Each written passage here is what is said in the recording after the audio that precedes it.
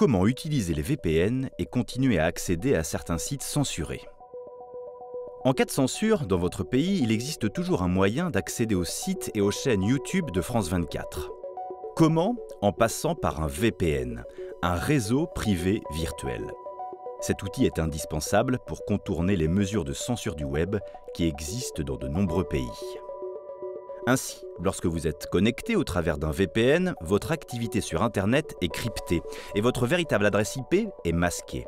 Ainsi, personne ne peut voir qui vous êtes ou la nature de vos activités en ligne, pas même les fournisseurs d'accès Internet. Alors comment ça marche? Eh bien, un VPN fonctionne comme une passerelle entre vous et le réseau Internet. Lorsque vous vous connectez au réseau, au lieu d'envoyer vos informations au fournisseur d'accès à Internet, le FAI, vous les envoyez au VPN. Ce dernier, en bon intermédiaire, va les renvoyer au FAI comme si ces informations provenaient de lui. Et ainsi, vous naviguez incognito sur le net.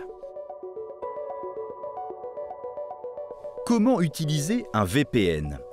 Toute personne, même les moins à l'aise en informatique, peuvent utiliser un VPN. En effet, c'est extrêmement intuitif à utiliser. Il s'agit d'un petit logiciel à installer sur votre ordinateur ou votre téléphone. Méfiance toutefois, car la plupart des offres gratuites sont bien souvent des arnaques. Une exception, le Suisse ProtonVPN, connu aussi pour son système de messagerie cryptée ProtonMail. Pour l'installer donc, rien de plus simple. Il suffit de vous rendre sur la page officielle du site Proton, de télécharger ProtonVPN et de suivre les instructions qui s'affichent sur votre écran. Petit inconvénient de ce service gratuit, la vitesse de connexion et le fait que certains pays bloquent son installation, comme la Russie, la Chine et la Turquie.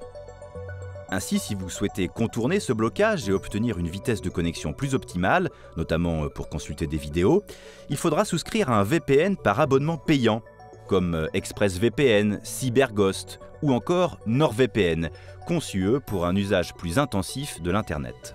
À noter que l'ensemble de ces logiciels proposent un test gratuit de leur solution payante pendant 30 jours minimum, de quoi vous faire un avis avant de décider.